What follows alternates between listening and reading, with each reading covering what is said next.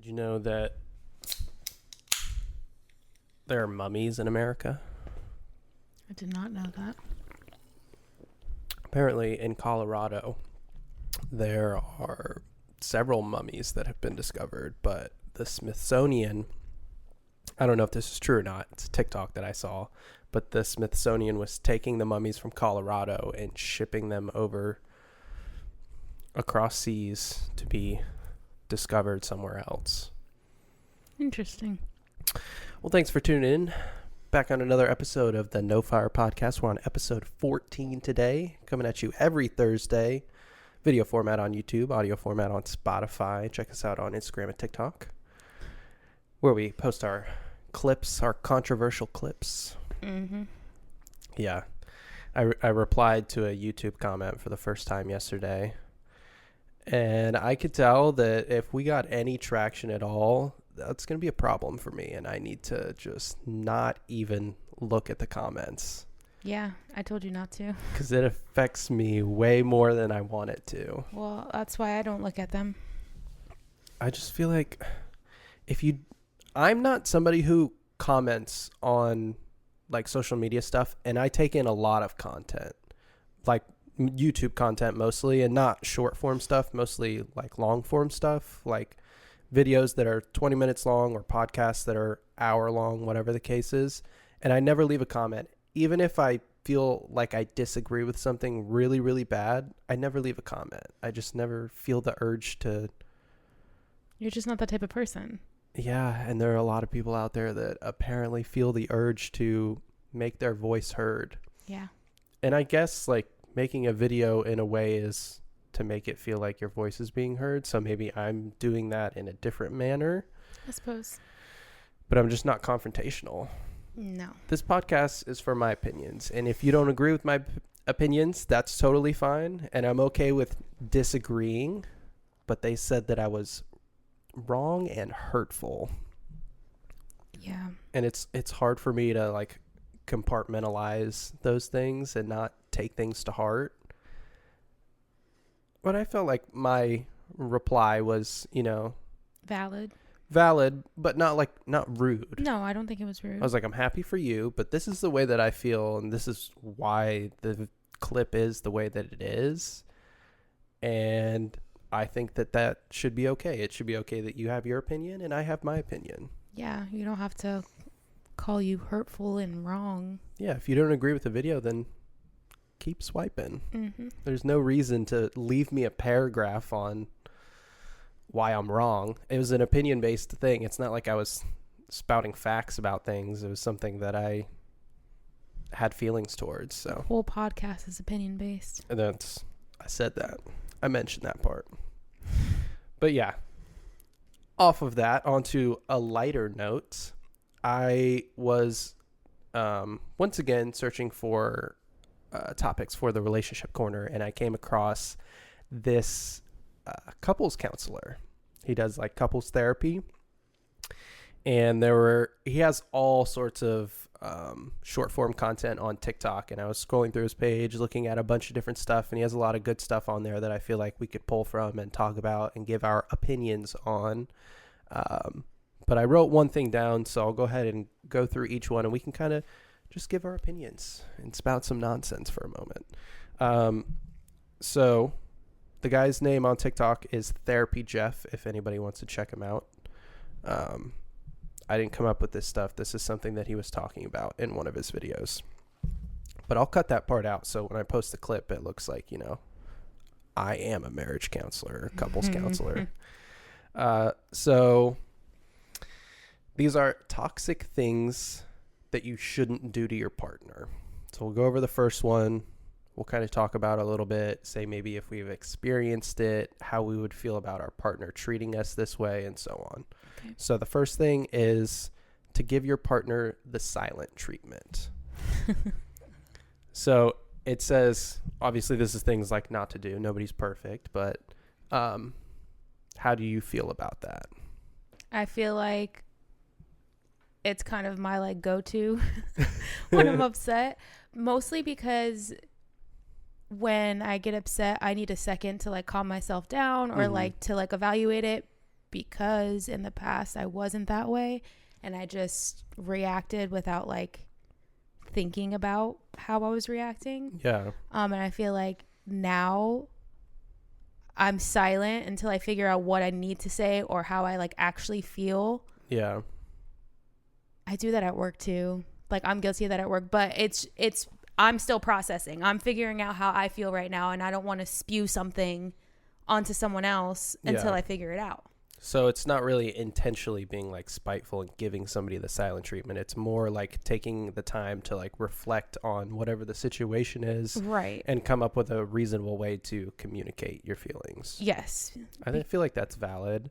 On like the other end of like, if you are specifically giving your partner the silent treatment because of the way that, you know, they're treating you, you just got to communicate. You got to talk things through. You can't just not talk about your feelings. That's not a way to resolve anything. Like, yeah. And try not to come from a place of anger. Yeah, exactly. And if you need a second to think about it, I don't think that's necessarily giving somebody the silent treatment. People take it that way, trust me.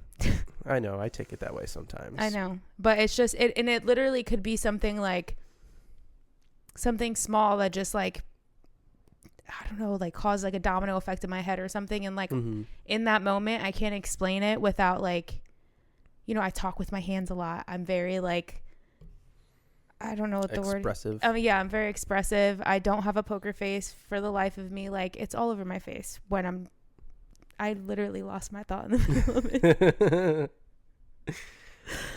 Oh, I don't remember where I was going with You that. just kind of talk about being upset and not being able to hide your emotions. Yeah, I have no poker face. No.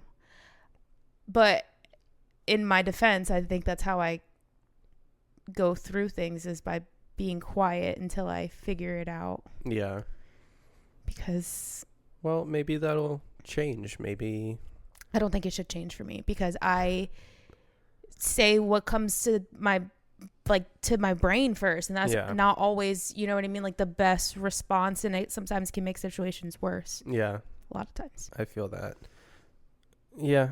Well, maybe you have figured your solution out to that I haven't always scenario. been this way. Yeah. And obviously Therapy Jeff on TikTok talks about like why he feels like you shouldn't use the silent treatment, and goes on to talk about it a little bit, but this is just our way of kind of especially for an extended period of time. Like I can't, like my silent treatment, if that's what you want to call it, will last probably 5 to 10 minutes. Like I'm not going to ignore you for an entire day. And like, I am one who's big on communication. Like I want to tell you that this makes me feel X, Y, and Z. And you know, how is it affecting you, or is it bothering you? Like, but sometimes you just need a second. Yeah. I hear you.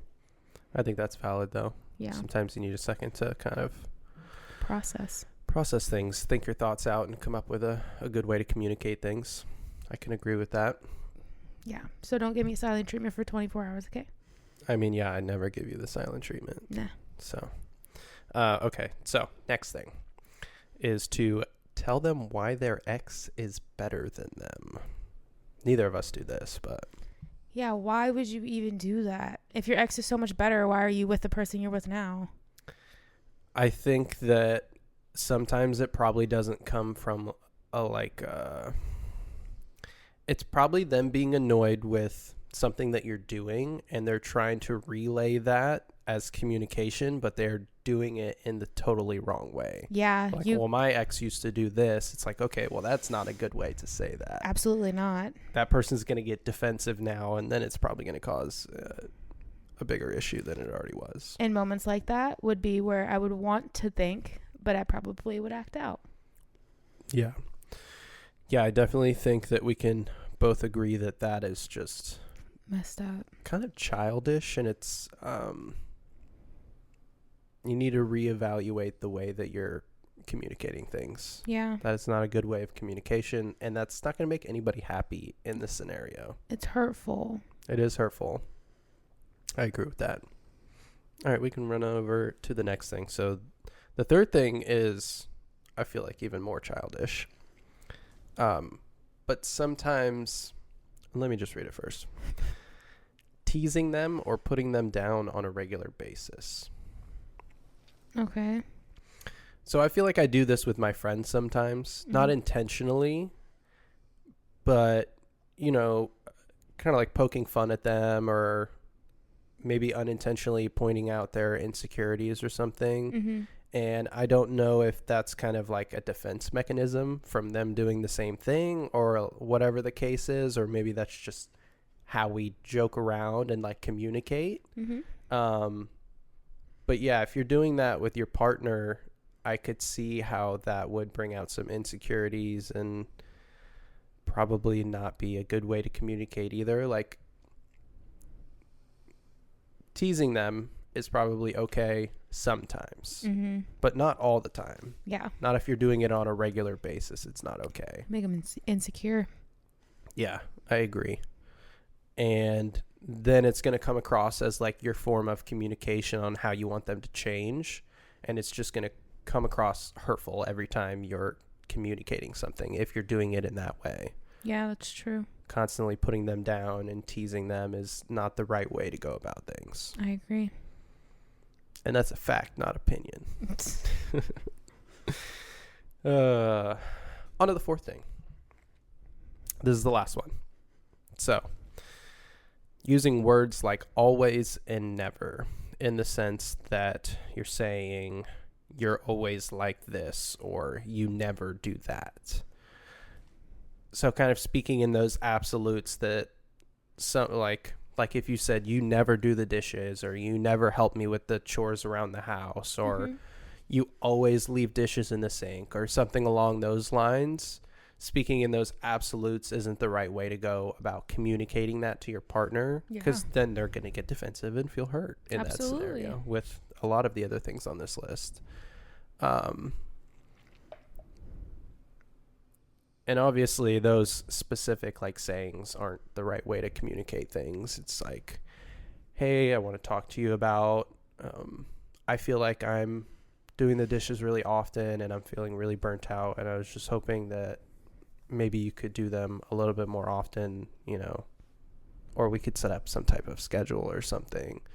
There's better ways to communicate for different scenarios. For sure. And obviously speaking in hindsight is easier than in the specific scenario. Yeah, that's true as well. But try and come across compassionately when you're speaking to your partner, and don't speak in absolutes, because that's not going to make anybody happy. Yeah. It's not going to benefit the scenario. It's going to make it worse. Yeah. Yeah. Like sometimes I'm like that to myself. I speak in absolutes about myself. Like I never get enough done in a day. And I shouldn't speak like that, because it's a repetitive mindset that just puts you in a bad thought loop. Yeah, but it'd be like that sometimes. Yeah. I feel like I never get enough done in a day, but that's not true. I get things done. I don't get as much as you want done. Everything done. Yeah. I don't get as much as I want to get done. But in my head, I'm thinking I can do 1,000 things in a day, and there's just not enough time to do it. But yeah, don't speak in absolutes to your partner. It can be hurtful. But yeah, I thought that was an interesting thing, and I feel like I'm going to pull more TikTok things from him in the future for the relationship corner, because it was pretty insightful. And I didn't even agree with all the things that he was saying, even though he's a couples counselor and he's licensed to speak on these things. Doesn't mean that he's right about everything. It's true. Because I feel like it's mostly feelings based and opinion based. Maybe there's a research that backs up why he has those opinions, but it doesn't mean that it's always true for everybody, because everybody's scenario is different in every relationship. So there's gonna be nuances and things that are different between each couple. It's very true. So when I say things, they're true for me because they're my opinions. Obviously, I'm still a little butthurt. Obviously. I'll get over it, and then somebody else will make some. Well, we got a couple comments that like hurt my feelings, but I got over them really quickly because they didn't cut as deep. They were basically just telling me that I'm young, which I'm okay with. Like, they're like, oh, you're reflecting back to your youth from 3 years ago. Like, no, I'm reflecting back to my youth from 15 years ago, but that's fine. 15 plus years ago. talking about when I was like 11 and 12. I'm not talking about, when I was 24. Yeah. So that's all right. It's good to have good genes and look young. That's very This true. ain't a camera trick. You just look good. You're so silly. Yeah. I'm talking to you, that one listener that's listening right now. Mm-hmm. Our last podcast, as of right now, has 2 views. It hurts my feelings a little bit. But that's all right. We're going to keep doing this for ever. No matter what. Mm-hmm. You look awfully excited about that. I am. I wish that I could cook bakery type items that were healthy and tasted good. I'm sure you can. The alternatives just don't taste the same, like protein muffins and stuff. Like I want banana bread, and I want like moist, nice banana bread, but I don't have the calories for moist, nice banana bread. I've just been really strict lately about my diet. I know you have. And seeing the scale change helps that. It helps motivate you to stay on track for things. Mm-hmm. And then I somehow gained 3 pounds overnight, so that hurt my feelings. So anyways, I wanted to ask you about your high school. Did your high school have any programs where like every single day you would go to a certain class because you were part of this program? Not like an after school thing. No.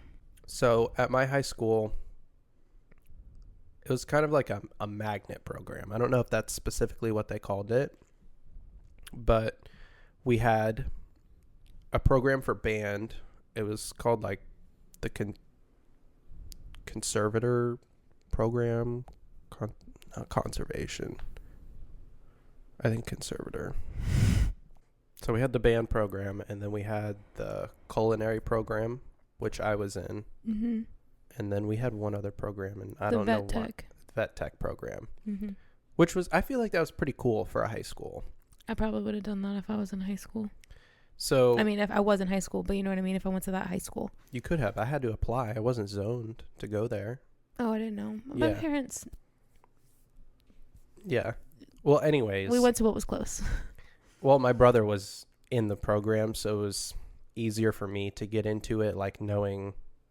Grandfathered in or whatever. No, I wasn't grandfathered in or anything. But like there was a certain amount of spots available, and you had to apply to the program to get accepted in if you weren't zoned for the school. I think if you were zoned for the school, you could pretty much just get into the program. Mm-hmm.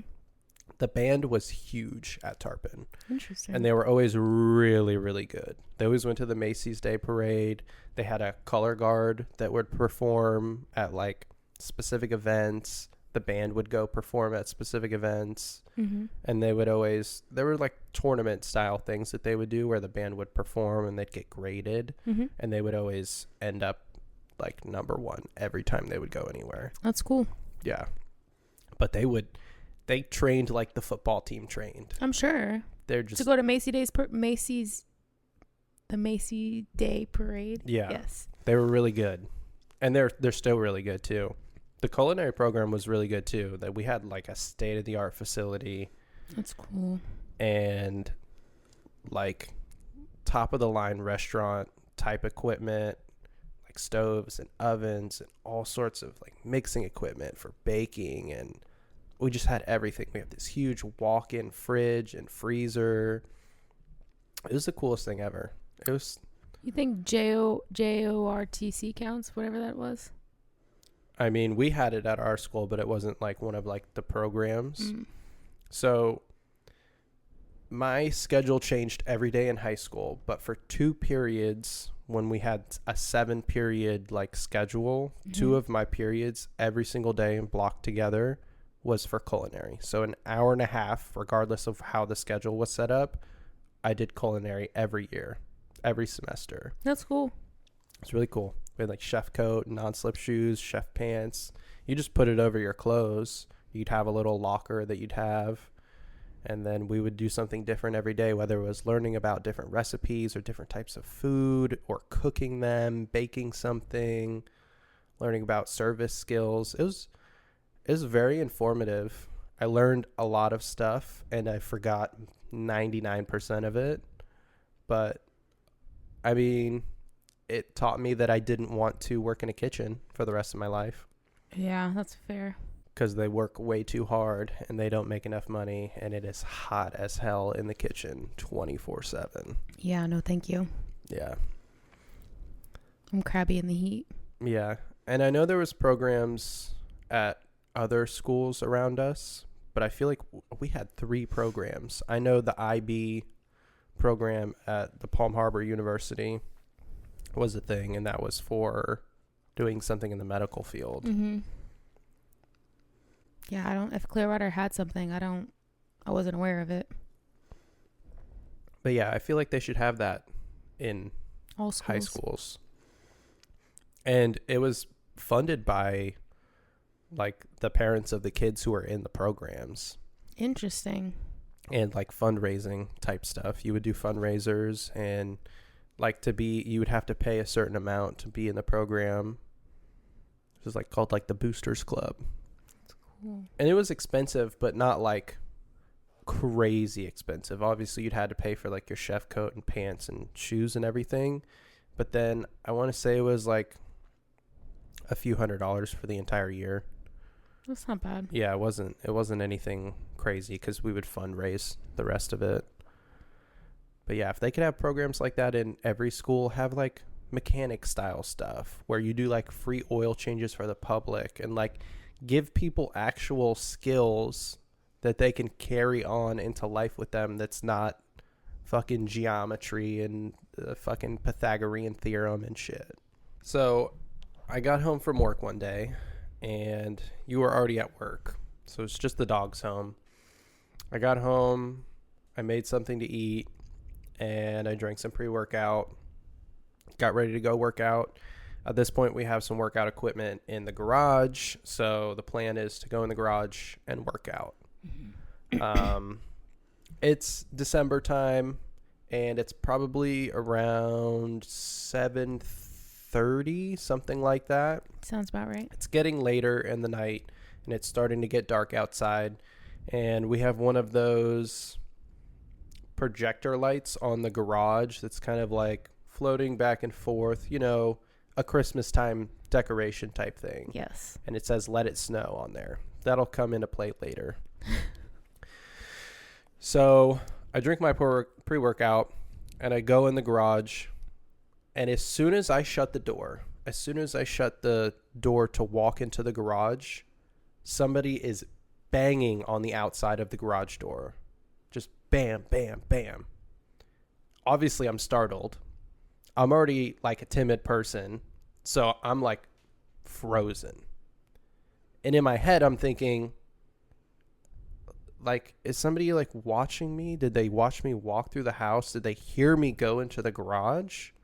How do they even know I'm in there in the first place? Creepy, yeah. And I hear a voice that I don't recognize at all. And it says, "I know what you're doing in there." I said, "Excuse me?" And like my voice is like a little shaky because at this point I'm honestly scared. Mm-hmm. And like he's yelling at me through the garage door, kind of like violently. And he's like, "I know what you're doing in there." I said, "Sir, there's nothing going on in here. Like I don't know what you're talking about." He's like, "I know what you're doing in there. You need to come talk to me." He's like, "Are you available for breakfast tomorrow morning?" And at this point, I'm like, what is going on right now? Available? I'm sorry. Like, I don't know what you're talking about. Like, nothing's going on. I just reiterate that. And then this person silently walks away. And I'm like frozen standing in the garage. Like I got pre-workout running through my veins. My heart is pumping. And I'm kind of terrified at this point. My heart's beating. So immediately I go back into the house And I'm like looking out the windows. I'm looking to see anything. I'm looking out the garage door window. I can't see anybody. I have no idea what's going on.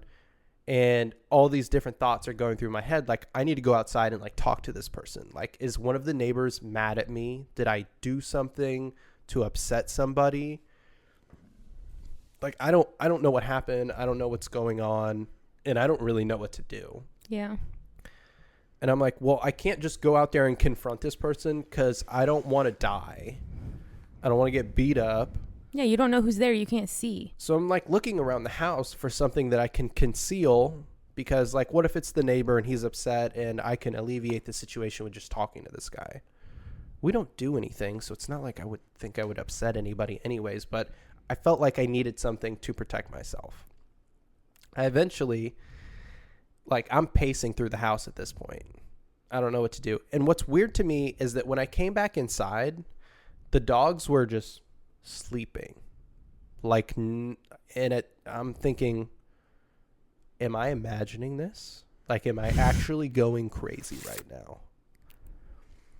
So I grab a small paring knife and I put it in my pocket. A paring knife, for those of you who don't know, is just a small kitchen knife. I put it in my pocket because it was one of the only things that I felt like I could conceal that like gave me enough courage to actually go outside.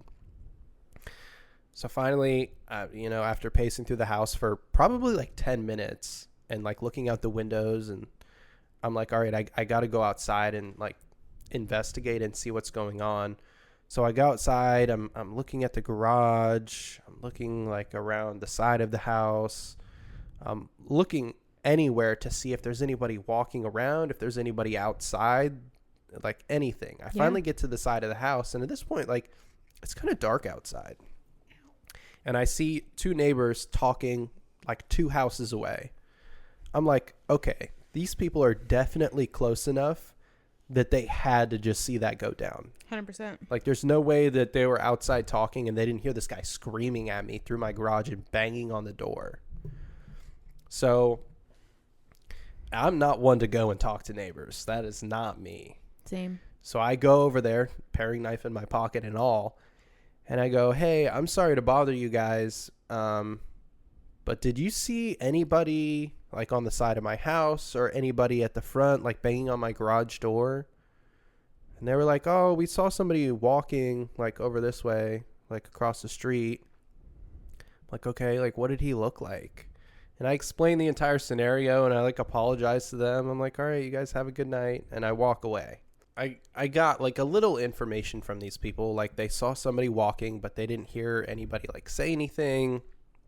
They said the guy was wearing like a white t-shirt and blue basketball shorts and he walked across the street. So I'm like, okay, do I get in my car? Do I drive around and look for this guy? Do I sit outside and wait for this guy? And then I see the neighbor pull in to her driveway across the street.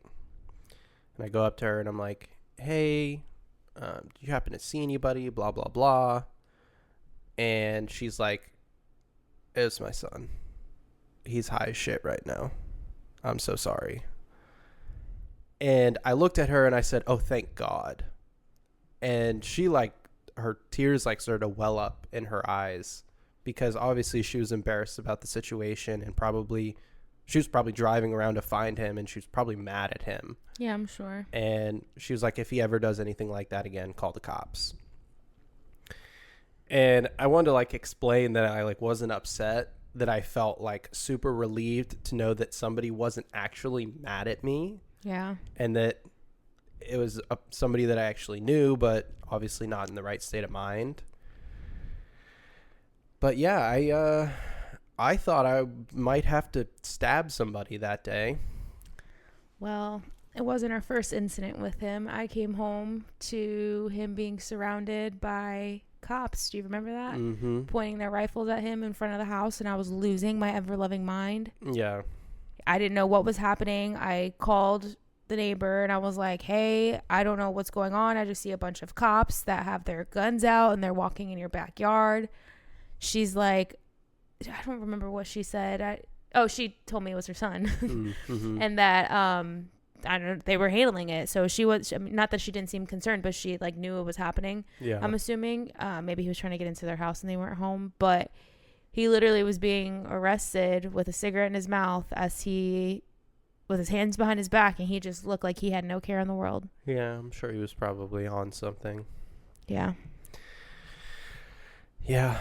He does not fit into this very nice neighborhood we live in. Yeah, we don't live in a sketchy place. Yeah. We live in a nice place, with the exception of... He doesn't live there, though, him. I don't think. Yeah, he doesn't. I mean, I haven't seen him in like a year, so... I've seen him recently, but... Oh. I prefer not to. Same. Yeah. The other day I came home, and there was a state trooper behind one of our neighbor's cars, like, parked, like, slightly sideways. Like, I had to go on the other side of the road, almost go into the grass to get around the state trooper that was parked behind this guy that was parked on the side of the road. And it looked like he was writing him a ticket while the guy was sitting on his porch. And I was like, what is going on here? Like, did he let you get out of the car and go sit on your porch? Were you trying to run from him? Like, how did this scenario get to this point where you got to be sitting on a chair on your porch while and he's the writing state trooper, ticket? yeah, has walked up the hill to get to your front door to write you a ticket? Very weird scenario. That is very strange. Makes it sound like we live in a weird, sketchy place, but yeah, it's not a common occurrence. No, only occurrences in like 3 years. Yeah, we've had a pretty good luck with this place. Other than when the hurricane came, it started flooding in our bedroom. I forgot to mention the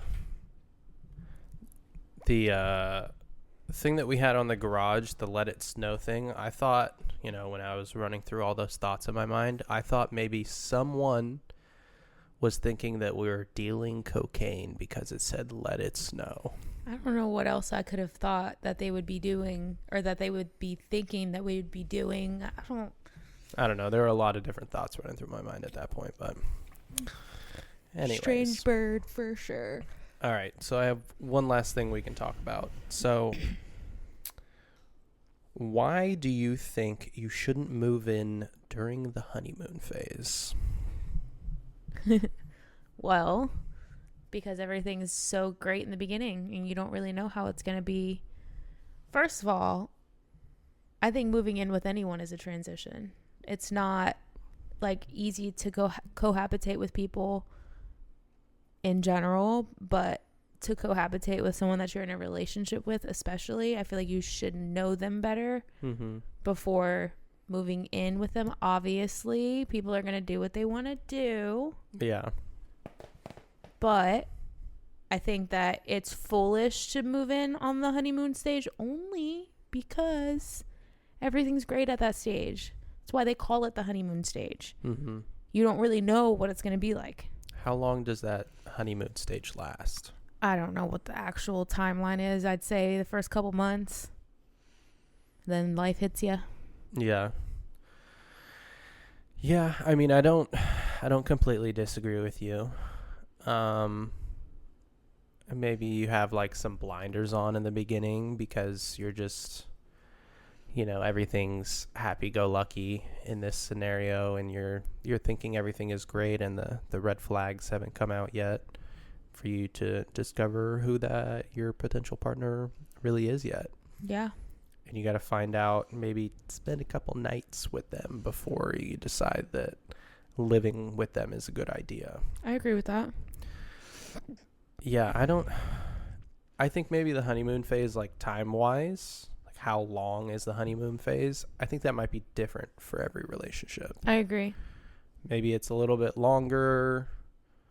I guess it depends on maybe how often you see each other, too. Maybe if you see each other less, the honeymoon phase is longer because you don't have as much time to really discover who they are yet. Or maybe it's the opposite. Maybe the more time you spend together in the beginning creates a stronger honeymoon phase. I don't really know. I don't know. I do think it's different for everyone, though. Yeah, I definitely think it's different for everybody. Because everybody's different. Mm-hmm. And that's a fact, not opinion. Oh, Lord. That's going to be your hashtag. Maybe. We didn't move in together until It was like a year and some change in. Mm-hmm. And we're great. You regret it? Moving in together? Yeah. No, I love living with you. Well, that's nice. You're the best roommate ever. Thanks, honey. Roommate with all the benefits.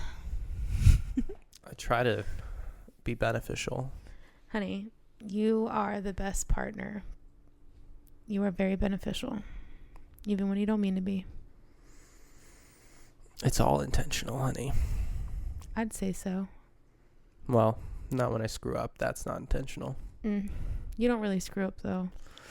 I try not to. You're very considerate. I try to think about everybody. Like, even when I'm going to the grocery store and I'm checking out in line, I just try and be considerate of everybody.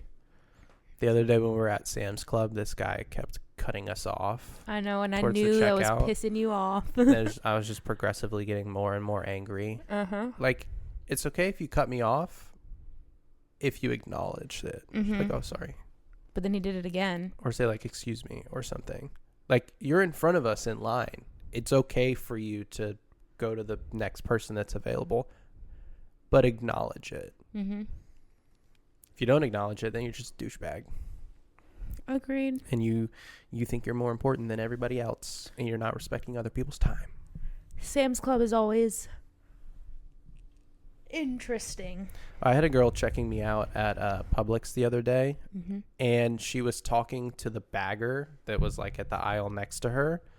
I don't have a problem with that. That's totally fine. But she was going so slow and would take like pauses to like get her sentence out when she's like scanning things. And I'm like, my card has been put in, taken out, and I'm like grabbing the bags that are ready. Like, I'm trying to leave, and I have like 6 items, and you've only scanned 4, and you just kind of just, come on, let's go. I'm not trying to rush you or anything. Just do it in a timely manner. That's all. Yeah, that's fair. I'm just an impatient person. I'm pretty impatient myself, though. Yeah. Anyways, guys, thanks for tuning in to another episode of the No Fire Podcast. Like I said in the beginning, you can catch us every Thursday on YouTube for the video format or the audio format on Spotify or other places where you could possibly listen, except for Apple Podcasts. I haven't figured that thing out yet. But check us out on Instagram or TikTok. TikTok, it's No Fire Podcast. On Instagram, it's No Fire Pod. So, yeah, thanks for tuning in. We'll see you guys next time. Till then.